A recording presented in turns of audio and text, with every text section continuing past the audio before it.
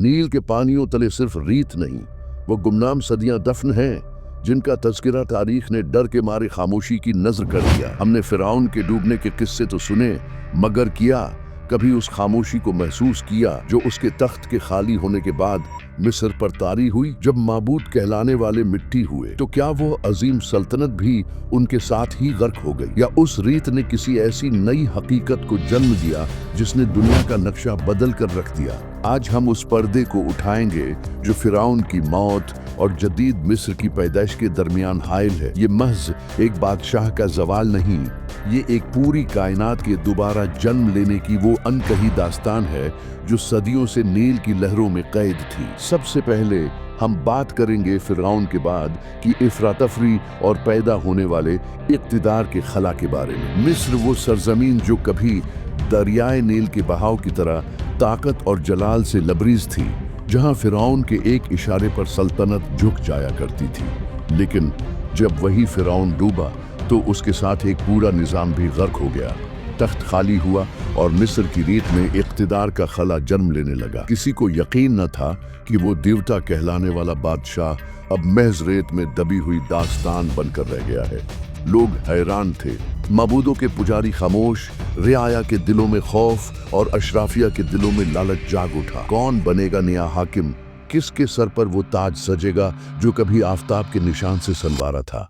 मिस्र के जनूब से शमाल तक बेचैनी फैलने लगी। महल्लों के दरवाजे बंद और मंदिरों के दरों में साजिशों की सरगोशियां गूंजने लगी। पहली बार ताकत के खुदाओं को खुद अपनी ताकत पर शक होने लगा। उसी दौर को मोरखीन इंटरमीडिएट पीरियड कहते हैं, जहां हुकूमत कमजोर, वहदत बिखरी और अवाम इस उम्मीद में जी रहे थे कि कोई नया फिरौन, कोई नया नजात दहिंदा उन्हें फिर से जलाल मिस्र लौटा देगा।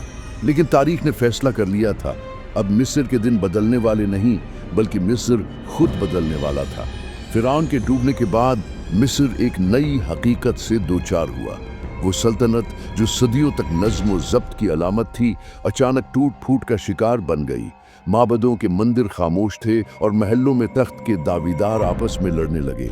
कदीम मौरिख मेंथो अपनी तसनीफ इजिप्शियन क्रॉनिकल में लिखता है कि मूसी के ज़माने के बाद मिस्र में ताकत का तवाज़ुन बिगड़ गया। पादरी, सालार और शाही ख़ानदान के अफराद इख्तिदार के लिए एक दूसरे से बरसरी पीकार थे। इसी दौर को मोरिखीन अबूरी दौर यानी इंटरमीडिएट पीरियड के नाम से याद करते हैं, जब मिस्र में न कोई मजबूत बादशाह था, न कोई मुत्तहिद हुकूमत। मिस्र के जनूबी इलाकों में थीबिस के हुक्मरानों ने खुद को नजात दहंदा करार दिया, जबकि शमाल में तानिस और मेम्फिस के सरदार अपने झंडे लहराने लगे। नील के दोनों किनारे एक दूसरे के खिलाफ खड़े हो गए। ये वो वक्त था जब मिस्र की वहदत रीत की तरह हाथों से फिसल रही थी। मूरिख हेरोडोटस के मुताबिक फिरौनों के बाद आने वाले बादशाह इक्तिदार से ज्यादा अपनी बका की जंग लड़ रहे थे। खजानों की लौट मार, फौजी बगावतें और मंदिर की सियासत ने सल्तनत की बुनियादें हिला दी। इल्म, फन और तामीरात के अजीम मंसूबे रुक गए और अवाम सिर्फ एक चीज जानते थे कि ताकत का जमाना खत्म हो चुका है। ऐसे हालात में कुछ नए खानदान उभरे जिन्होंने टूटी हुई सल्तनत को जोड़ने की कोशिश की। ये खानदान छोटे इलाकों पर काबिज हुए, लेकिन उनमें एक बात मुश्तरक थी, सब खुद को फिरौन का वारिस कहते थे। हालांकि उनके पास न वो इल्म था, न वो इख्तियार और न वो तकद्दुस।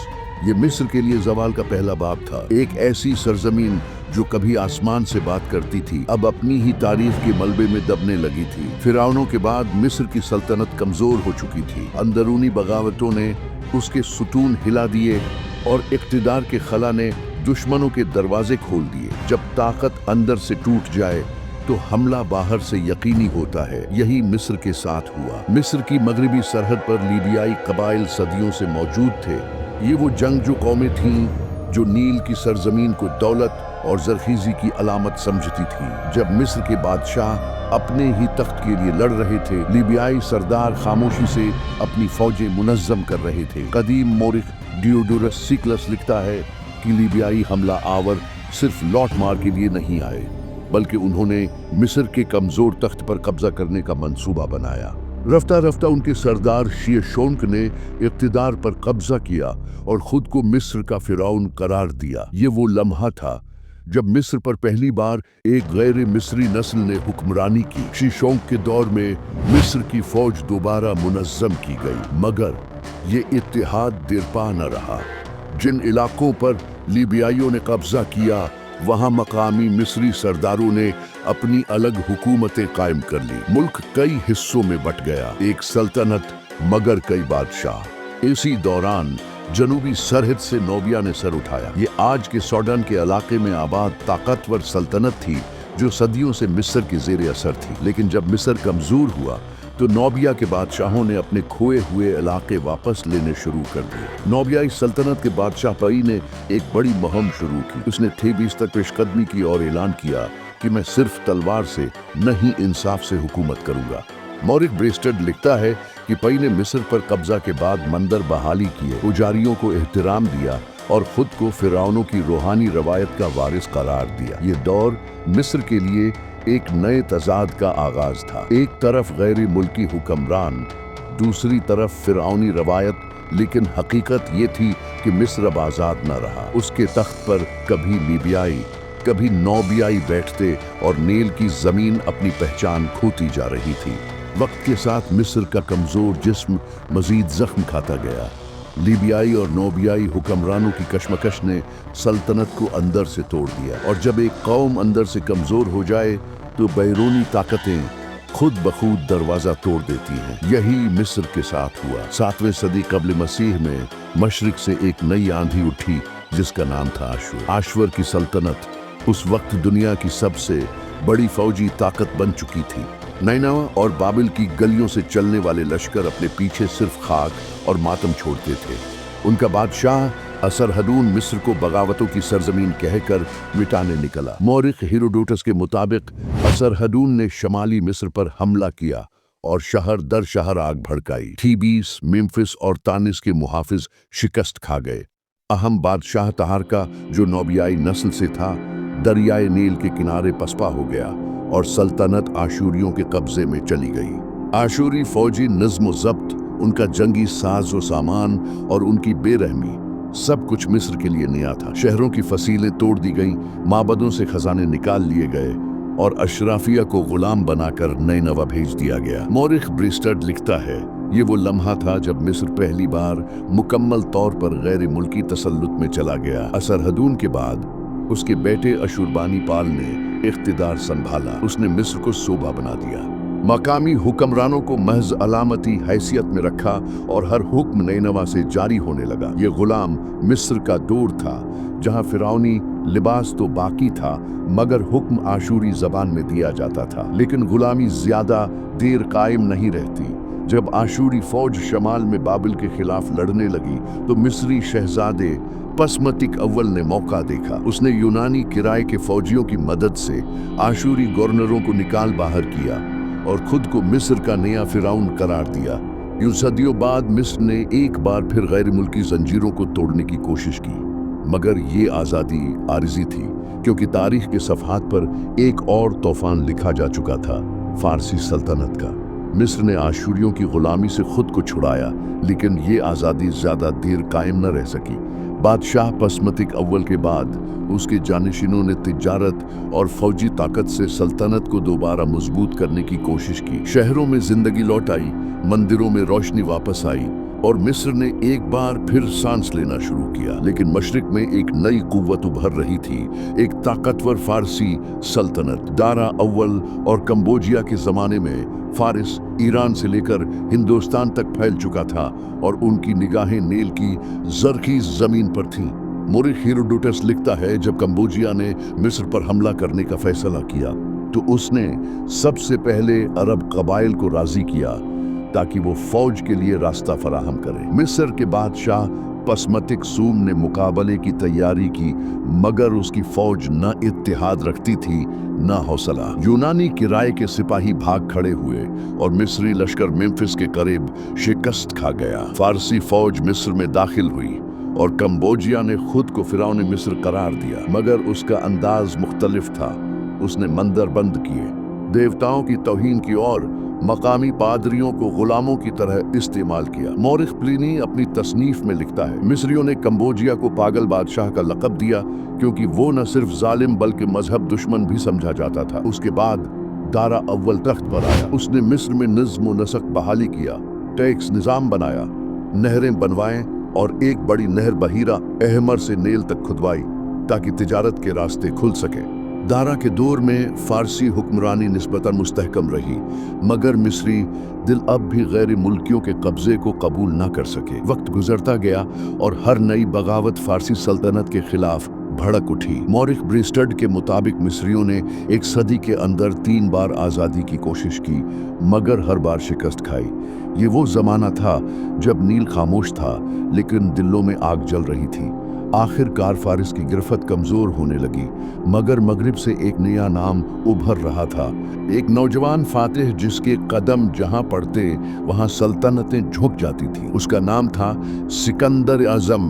4वीं सदी कब्ल मसीह के वसत में दुनिया का सियासी नक्शा बदल रहा था। फारिस की अजीम सल्तनत कमज़ोर हो चुकी थी और यूनान में एक नौजवान सिपह सालार अपने ख्वाबों में पूरी दुनिया को फतह कर रहा था, सिकंदर मकदूनी। सिकंदर ने फारिस के खिलाफ मुहिम शुरू की और जब उसके लश्कर ने दरियाए नील की तरफ कदम बढ़ाए तो मिस्र के लोगों ने मुज़ाहमत नहीं की। सदियों की गुलामी ने उनके दिलों से लड़ने की ख्वाहिश छीन ली थी, बल्कि वो सिकंदर को एक नजात दहिंदा के तौर पर देखने लगे। मौरिख इरियान अपनी तसनीफ अनाबिसिस ऑफ अलेक्जेंडर में लिखता है कि जब सिकंदर मिस्र पहुंचा तो उसका इस्तकबाल पादरियों और अवाम ने बतौर आज़ाद कुनिंदा किया। शहर मेम्फिस के दरवाजे उसके लिए खोल दिए गए। सिकंदर ने मंदिर में जाकर देवताओं को नजराना पेश किया और खुद को फिरौन मिस्र के तौर पर पेश किया। ये एक सियासी मगर निहायत अक्लमंदाना फैसला था, क्योंकि उसने अवाम के दिल जीत लिए। उसके बाद सिकंदर ने नील के किनारे एक नया शहर तामीर करने का हुक्म दिया, जो बाद में तारीख में सिकंदरिया के नाम से मशहूर हुआ। ये शहर तिजारत, इल्म और तहजीब का मरकज बनने वाला था। यहाँ यूनानी फन, मिस्री अकीदा और मशरिकी फिक्र एक दूसरे में घुलने लगे। मौरिख प्लूटार्क के मुताबिक सिकंदरिया का नक्शा खुद सिकंदर ने खाक पर गंदुम के दानों से बनाया। सिकंदर ज्यादा अरसा मिस्र में नहीं रहा। वो मशरिक की जानिब अपनी फतूहात के सफ़र पर निकल गया, जहां उसने फारिस को शिकस्त दी और दुनिया की सबसे बड़ी सल्तनत कायम की। लेकिन चंद साल बाद जवानी ही में उसकी मौत ने दुनिया को हैरत में डाल दिया। सिकंदर की मौत के बाद उसकी सल्तनत टुकड़ों में बट गई। उसके सालारों ने इक़्तिदार बांट लिया और मिस्र एक नए खानदान के कब्जे में चला गया, टोलमी खानदान। ये वो दौर था जब मिस्र ने यूनानी और मिस्री तहजीब का ऐसा इम्तिजाज देखा जो तारीख में कभी नहीं दोहराया गया। मगर इस नई सल्तनत के पीछे भी एक तूफान छिपा हुआ था। सिकंदर की मौत के बाद उसके सालारों के दरमियान दुनिया की सबसे बड़ी सल्तनत तकसीम हुई। मिस्र का इलाका टोलमी अव्वल के हिस्से में आया, जो सिकंदर का करीबी साथी और बेहतरीन कमांडर था।